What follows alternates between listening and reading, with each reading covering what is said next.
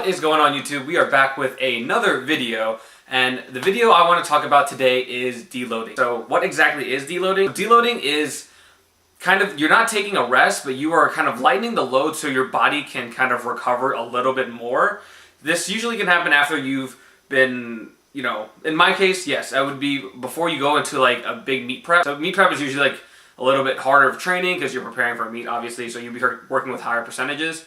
Or you can also deload after you've had a really long meet prep and the competition's finally over and you decide to deload. So that can happen like for World Championships. A lot of international athletes will do like a really long training cycle up until World Championships, and then most likely they'll deload after. Some will train after, but it's kind of just up to preference and what the coach tells them. So before I give you guys my opinion on when and how to deload, I'm going to hand the video over to my coach, and I'm going to just show you guys what he thinks about deloading. Alright, homie. What? Filming a video today. The topic is deloading. Deloading. So, from your expertise, when do you think an athlete should deload? Depends on the athlete. Right. On the situation, but I'll tell you this. Quick way to know to deload. Speed drops, not recovering per the usual.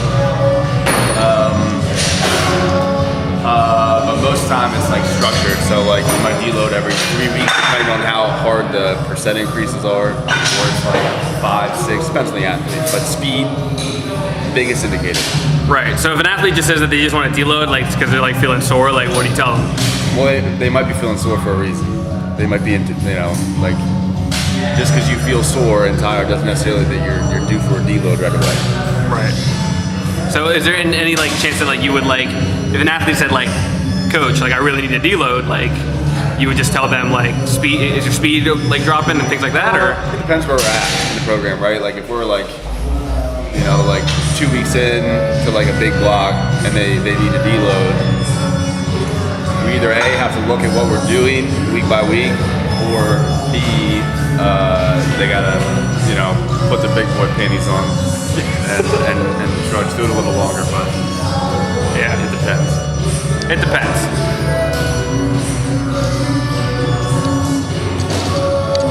Okay, so that was his take on deloading and when and how you should do it.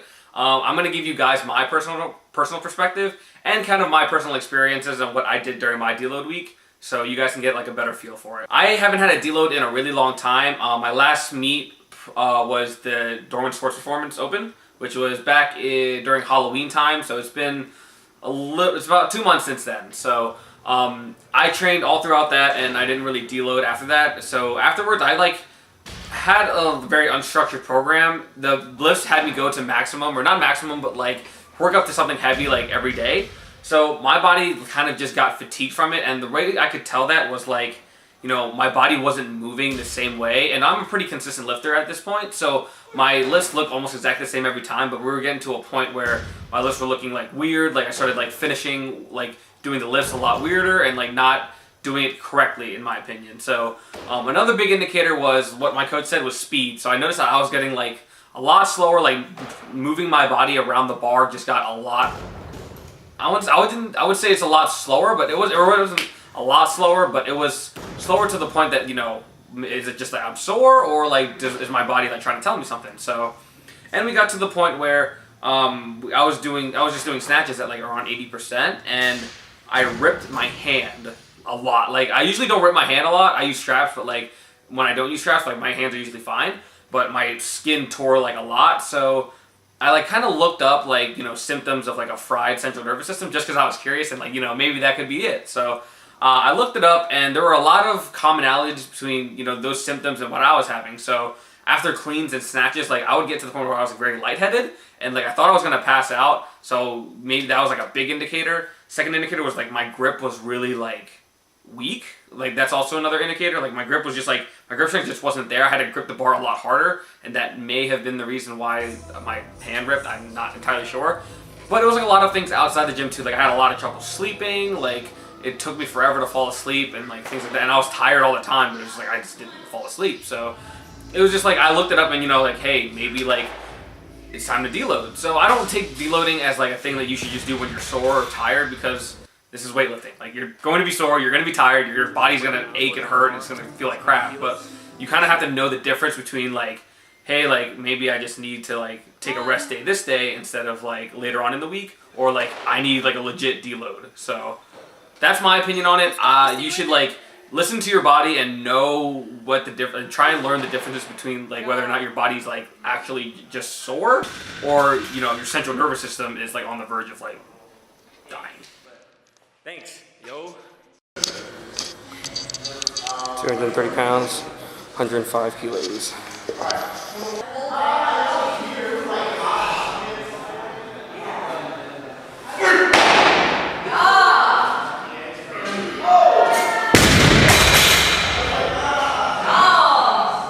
110 kilos, 6 kilos off my best, and low hang is absolutely the worst variation to do anything on, so if I miss, I'm still putting it on. The only reason I would miss is if I'm being like a big dick. That's like, I'm physically big.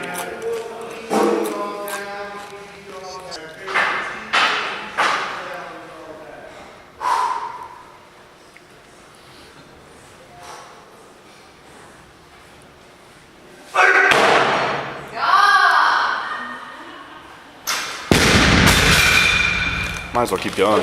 This is a low hang 110. How did I prepare for my deload, or how did I do my deload? So I did the exact same program. So the deload's only a week long. It shouldn't be like any more than that unless like it's really, really bad. But generally a deload's only a week long. So I continued on the same program that I was on, but the percentages were a lot lighter, and maybe the repetitions, or like the rep scheme kind of changed a little bit. So instead of going to like a heavy double, I did consistent doubles at like 75%. I 100,000% don't recommend that you ever just lay in bed and just like take like a legit week off from the gym, because if you think about it this way, when you go to the gym and like you take a lot of time in between your like sets, like a lot of rest, your body will get stiff, and you know you most likely won't be able to perform the movement right. Like if you take like a 5 or 7 minute break in between your sets, that's way too long. So kind of just think about it from like a bigger perspective. Like if you take a week off from the gym, your body's going to come back into a program, especially like what I'm doing, like I'm preparing for a meet in a month. So going right back into that, your body is going to go into shock, and you are going to not, the lifts are probably not going to feel good. So don't take a week off, go into the gym, stay on your program and lighten it up, or just go into the gym and just like move around, but still hit like adequate percentages. So in this video, you kind of see like, I was doing snatches at like 80-ish%, like doing squats still like 80-85%, which isn't like for sets of like 2 and 3, that's not super heavy, but it's still like a heavy load on my back. So it's just so that your body isn't working super hard and like making your central nervous system worse, but it's still getting acclimated so it doesn't go into shock when you decide to get off your deload and start lifting with actual percentages. So in this video you see that, so yeah. And on the last day of my deload, I'm showing you guys clips of this. I was supposed to go only up to 75-80%, but my body, like, honestly, like, I don't know how, but my body felt like it was nearly almost completely recovered. So I didn't feel lightheaded at all. These snatches felt fucking awesome.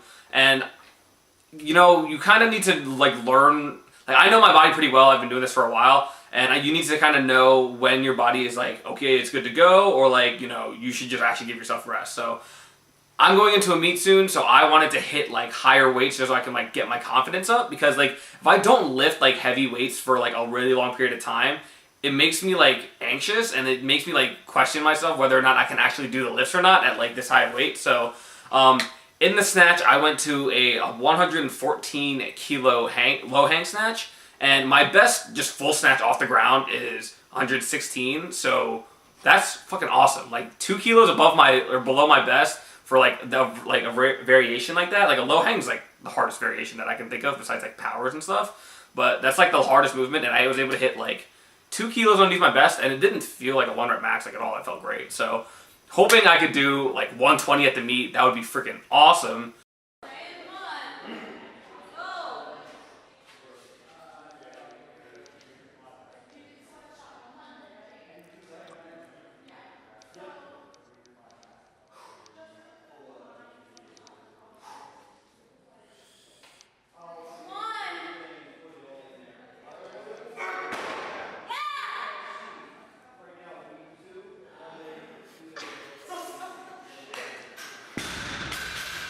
And in the cleans, you see that like I'm gonna show you guys like all of my like sets leading up, like my heavier sets, and like they were moving great until I got 315 on, and like 315 was kind of just like an inconsistent kind of thing because haven't messed around with like those weights in a while. So I was able to hit a 315 or 143 kilo pause clean, and it felt pretty easy. Not gonna lie, like I mean, it took me a couple tries to get it, but like standing up actually wasn't that hard. So I would like to be able to bust out like 150 plus. So a 270 total would make me so happy. So a 270 total at the meet next month is kind of like what I'm aiming for.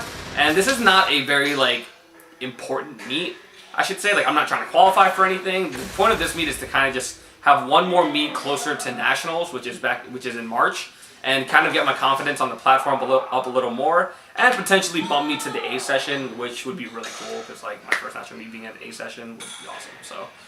So that's my tip and how I deloaded. You don't have to do like me. You should like legit like take like a full week of like hitting lower percentages and getting into the gym. I just felt like like the way that like my mind works, like I need to hit heavier weights like often, or else like I will like doubt myself the next time I have to hit like a heavier weight, and it'll make me like feel as if I can't do it. So like I'm weird like that. So that's just me. So yeah, that is my video on deloading.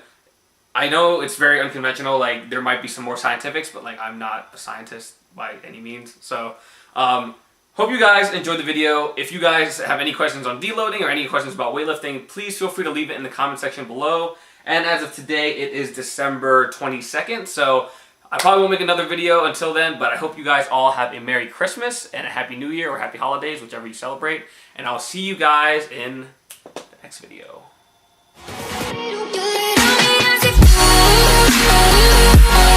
Happy